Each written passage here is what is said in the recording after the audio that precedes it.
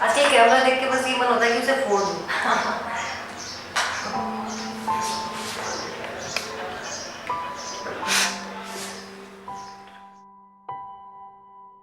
दुष्यंत है 2 तारीख को शाम को घर से निकला था और रात को उसका फ़ोन स्विच ऑफ हो गया। तो घर वाले थोड़े चिंतित परेशान हुए, रात भर उसको ढूंढा, उसके फ़ोन पे ट्राई किया और उसी दौरान वो ढूंढ रहे थे जब उनके फ़ोन पे करीब 10:15 बजे दुष्यंत के नंबर से एक कॉल आया।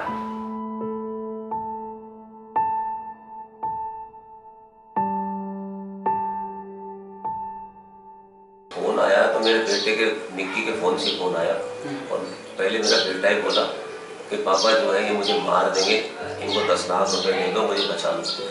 फिर वो फोन उस पिया सेठ ने ले लिया और उसने बहुत ही गंदी गालियाँ दी मेरे को और मेरे को कहा तेरे बेटे को बचाना है ना तो 10 लाख रुपए इसके खाते में जमा करा दे। मैंने कहा भाई 10 लाख तो मेरे पास नहीं है अभी, तो मेरे को टाइम दो 4 बजे तक का, तो अभी कितने जमा करा देगा? मैंने कहा मेरे पास 2-3 लाख है, अगर 3 लाख रुपये 20 मिनट जमा करा नहीं तो तेरे बेटे को मार देंगे। मैं खूब गिड़गिड़ाया, रोया और बीच में गाड़ी गलौज चालू हुई उसकी। अब आपने बताया, आप सब ने कहे शायद मैंने मेरी ज़िंदगी ऐसे अब सब किसी लड़की से नहीं सुने होंगे। वहाँ से मैंने 3 लाख रुपए की FDR थी मेरी कोऑपरेटिव बैंक में, वो FDR मैंने तुड़वा के उसके पैसे लेके और मैं यूनियन बैंक में गया। बस उसके बाद उसे फ़ोन स्विच ऑफ कर दिया तो दोबारा फ़ोन नहीं आया।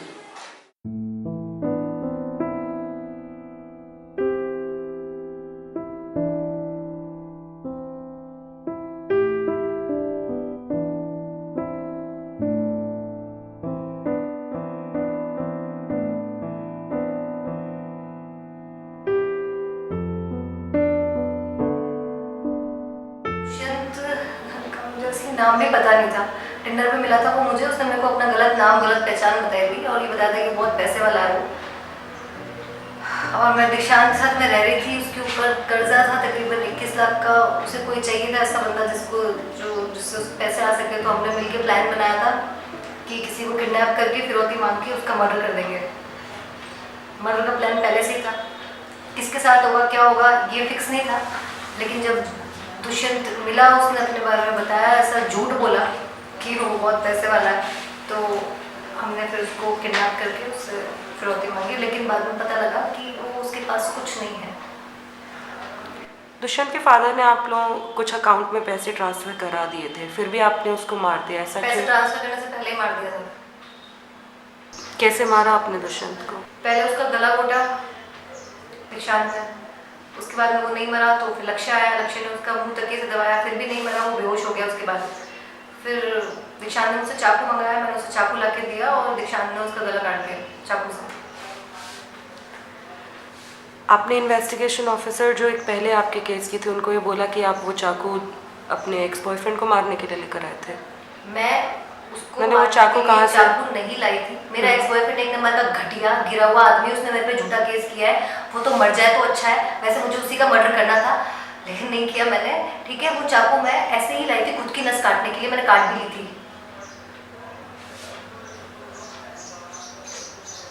आपने दुष्यंत को स्टैप नहीं किया? नहीं किया।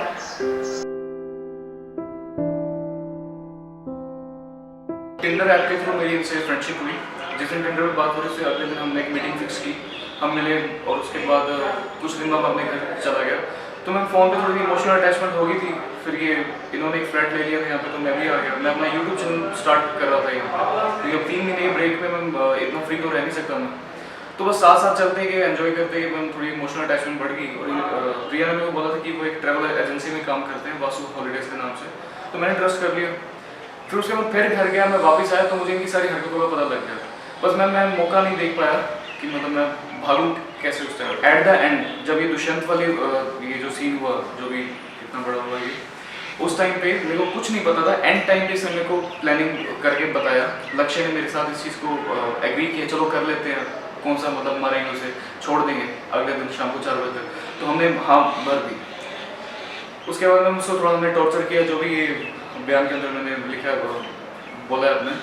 एट द एंड मैम उसने उसका मर्डर कर दिया। सारी प्लानिंग इनकी थी। जो पहले इन्होंने वार किया है चाकू से, वो भी इन्होंने की, लास्ट तक भी इन्होंने ही मारा। मैं इसी बयान पे हूँ, इसी बयान पे खड़ा रहूँगा। पूरी प्लानिंग प्रिया की थी कि दीक्षांत की थी? 70% प्रिया की थी, 30% दीक्षांत की थी। प्रिया की पूरी प्लानिंग थी। प्रिया ने पहले दीक्षांत को यही बताया था कि अपने सिर्फ उसको डराएंगे, धमकाएंगे और छोड़ देंगे। सुबह उसको कहा भाई इसको मारना पड़ेगा, नहीं तो तुम तीनों फंस जाओगे।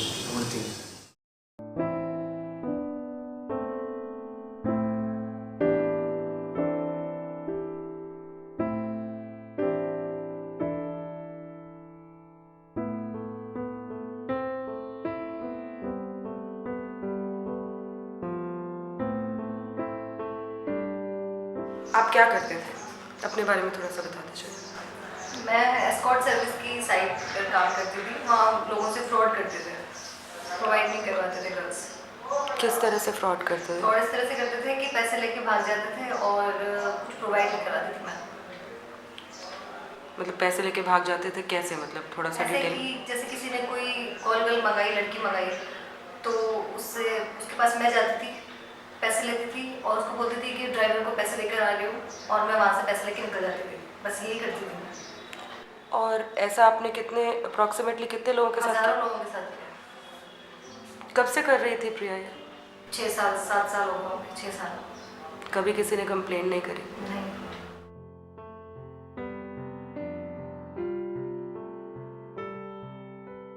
जब वो बॉडी आपके पास थी तब दोबारा से आप, जो आप कह रही थी कि आप काम करती हो, करने गई थी, हाँ गई थी।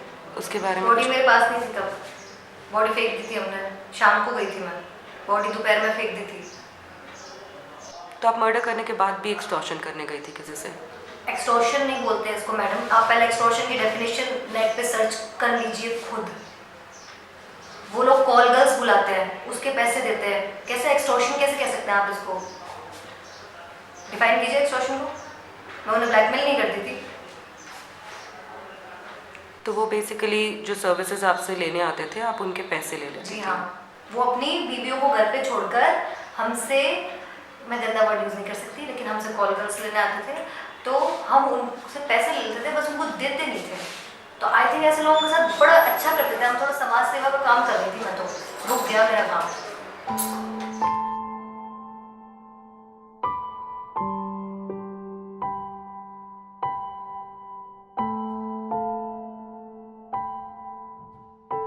जनवरी 2018 को परिवादी गजराज सिंह ने दर्ज करवाया था कि उसे प्रिया सेठ नाम की लड़की ब्लैकमेल कर रही है।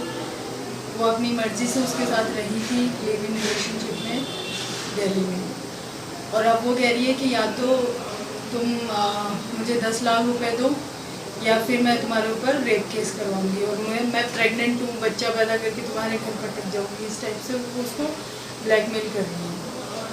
अब इसकी हमने बाद में इन्वेस्टिगेशन किया तो उसके पास रिकॉर्डिंग वगैरह थी।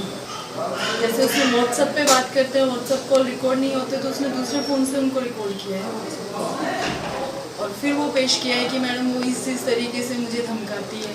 तो वो उसमें कह रही है कि मैं तेरी बहन के घर पे आके उसके मुंह पे तेजाब फेंक दूँगी, उसकी फ़ोटो एस्कॉर्ट साइट पे अपलोड कर दूँगी, तुझे मार दूँगी, तेरे परिवार को ये कर दूँगी, वो कर दूँगी। इस टाइप से उसने काफ़ी उसको धमकाया है, तेरे पे दुष्कर्म का केस कर दूँगी। उस रिकॉर्डिंग के आधार पे हमने उसको गिरफ्तार किया मार्च 2018 में।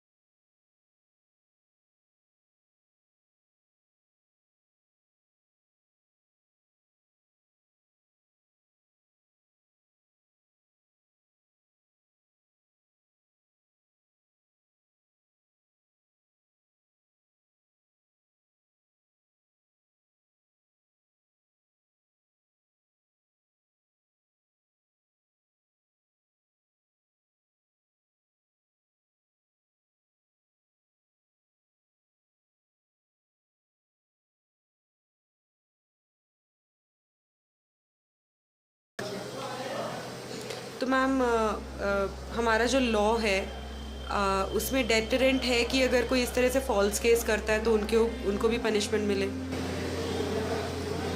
होना चाहिए, बट वही है, लोग लड़कियों के पक्ष में ज़्यादा, और लड़कियां होती भी हैं, लड़कियों के साथ जाती होती भी है, लेकिन कई लड़कियां इसका गलत फ़ायदा उठा रहे हैं।